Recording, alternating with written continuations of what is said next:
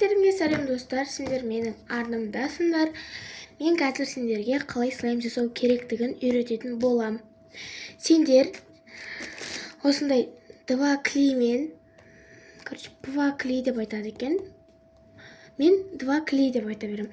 Осы тиктоктардан көрсеңдер, два клейге екі ингредиенттен тұрады дейді. И фери қоссаңдар слайм болып шығады дейді. Ал мен соны тексердім.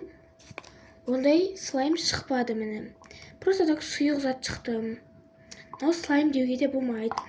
Ал мен сендерге қалай күшті слайм жасау керектігін үйрететін боламын. Ал енді менің арнама тіркеліп қойыңдар, мен қазір сендерге көрсететін боламын. Ал біз мына істейміз деген слаймымызды төгеміз. Ай, мынандай бір клейм кетіп қалды. Ал кеттік. Сендер мені мысалы осындай слайм жасағыларың келсе, менің видеомда толық көріңдер. Мынау бір жерден бір ыдыстан алынғандай болып тұр. Ал негізінде мен осындай ыдысқа сап қойғанмын. Сондықтан осының ішінде тұра береді. Зато қатып қалмайды, ештеңе болмайды. И мен осындай слаймдар жасайтын боламыз.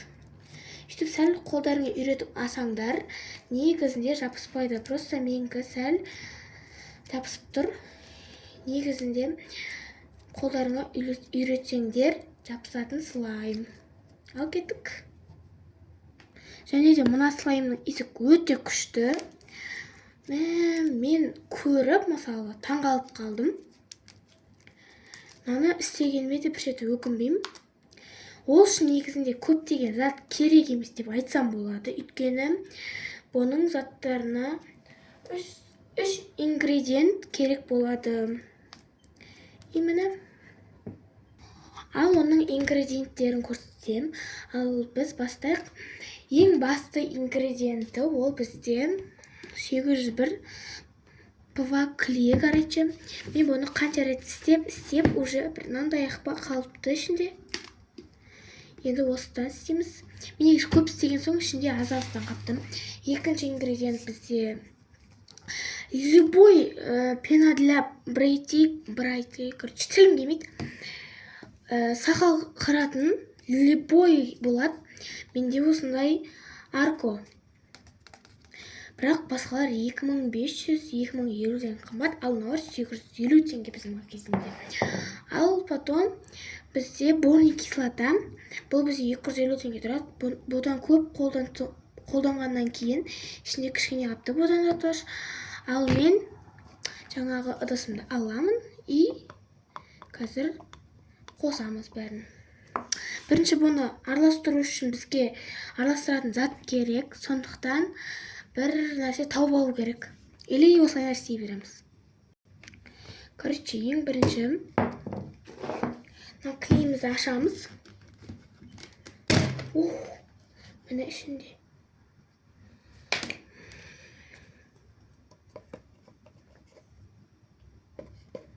Бұның енді ағуы қанша сағат? Мен сіздерге ағыз болған соң көрсетейін давай. Достар, мені құйып алдым. Мен көп құймадым. Маған осындай кішкентайда жетеді. Оның ішінде бар әлі. Енді бұның аузын жауып қойып қоямыз. Бұны араластырып алайық бірінші. Мынау жаңағы фери-меримен қосылып, сәл осындай болып кетті енді. Анда слайм қосып кетті ме? Не болды? Негізінде осы клеймен де істеуге болады. Тын сияқты. Келесі видеода мен осы клеймен осы фериді істеп көремін. Шықса шықты, шықпаса көреміз. Короче, осын сәл ертіп алайық. Сәл ненің ішінде тұрған соң, ашылмаған соң, сәл қаты қапты. Мен бір айдай матырсақ кеттім осы слайм жасау дегенді негізі. И енді пенамызды. Көрші мен әжерде тұрған бүкіл заттарым жартысынан қалған.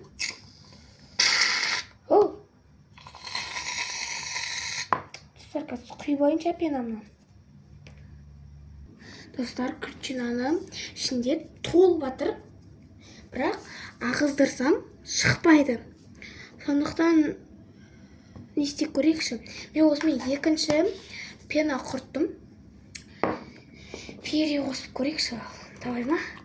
Мынаның өзі бірақ слайм дау болып тұр да. Келеді слаймға. Давай көрейік онда. Шықпаса клейім босқа кетті ма?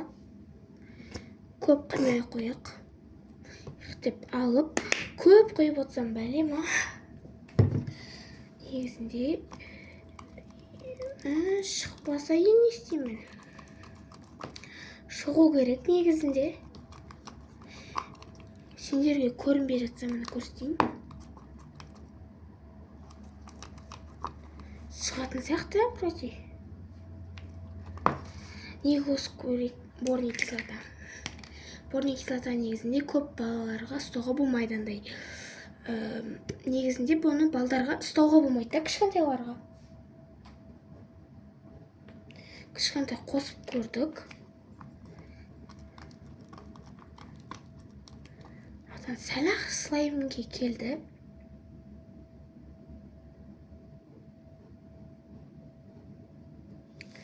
Осы жетеді деп ойлаймын. Осы жететін сияқты, я. Ал, тағы.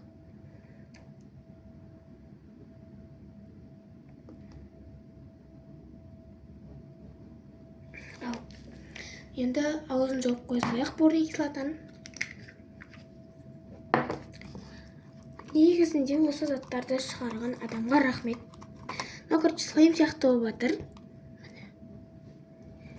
Что-то шығатын сияқты, я?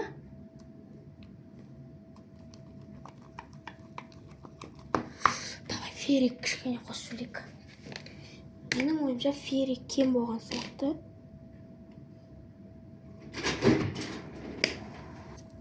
И достар, жаңа қасыма адам кіріп кетті. Ух ты! Слайм что-то шығып атқан сияқты.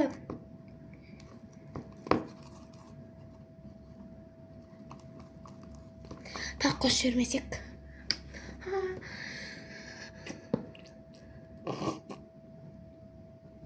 Бұл дос жетеді бізге. Так көп қойып жіберген сияқтымын ба?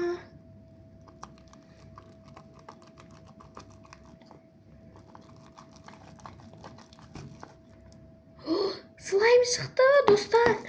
Бұны негізінде андай бос бір заттың ішіне ма бүйтіп шығарып қойып не істеу керек. Ал просто менде қазір не болмайды тұр да. Бұны істейді төгіп, короче, араластыратын. Ол менде далада тұр. А ол далада еще бремянка жақта тұр. Сондықтан өзім барып алуға қорқамын. Өйткені оның беті де еще жаман болып кеткен. Так қосып жіберсек болады негізі. Фериге көп рахмет айтамыз. Сол көп қойдың, сәл көбірек деу. Енді осыны 2 ретке жеткізіңдер енді. О, міне. Слайм готово. Светі де шықты. И көріп алыңдар. Вау, міне шықты. Көріңдер ал.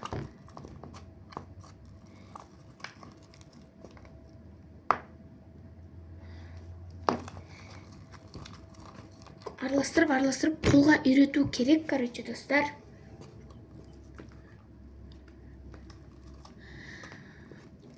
Достар, мен ютубқа жаңадан келдім, сондықтан не істемей қойыңдар. Мен әлі манипуляцияны да қоспадым әлі ютубта. Сондықтан без обид. Тағы сәл араластырып, сәл тағы ферия қосып жібермесек. Болды, осы жол соңғы рет қосым. Болды. А то ферияның бәрі слаймға кететін сияқты. О!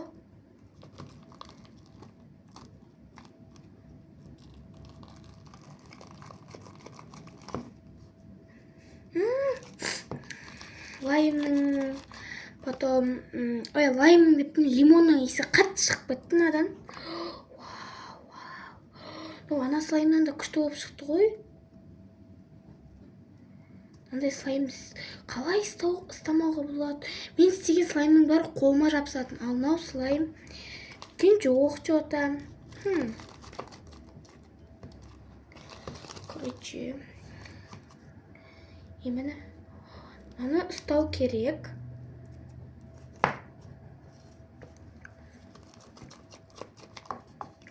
Міне барлығы алынды. Давай алып дастарханның үстіне істейміз.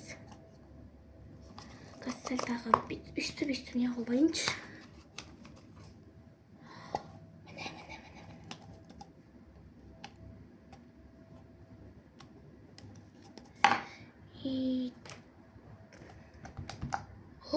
Күшті слайм шықты ғой, а? Достар, мен андай клей деп жүрсем, осындай клей ме істедік. Бірақ негізінде мен көргенім ондай клей болған жоқ. Негізінде сондай клей болған. Зор шықты ғой, достар. Менің алдыңғы слаймдарыма қарағанда күшті шықты.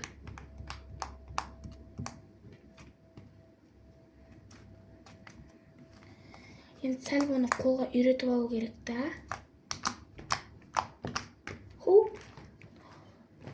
Қоп кетейін деп қалды слаймым.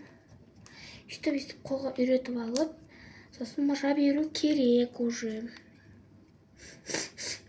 Достар, мен өзім сіздерге көрсетіп отырып, осы слаймды жасап алдым ғой.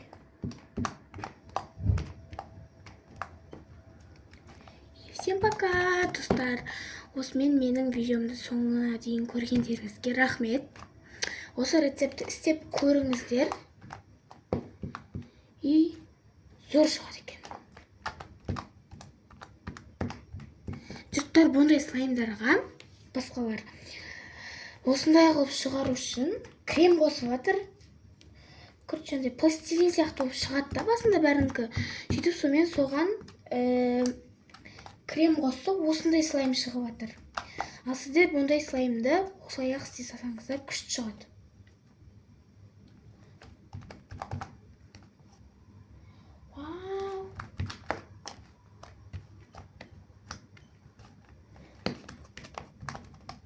И пока-пока!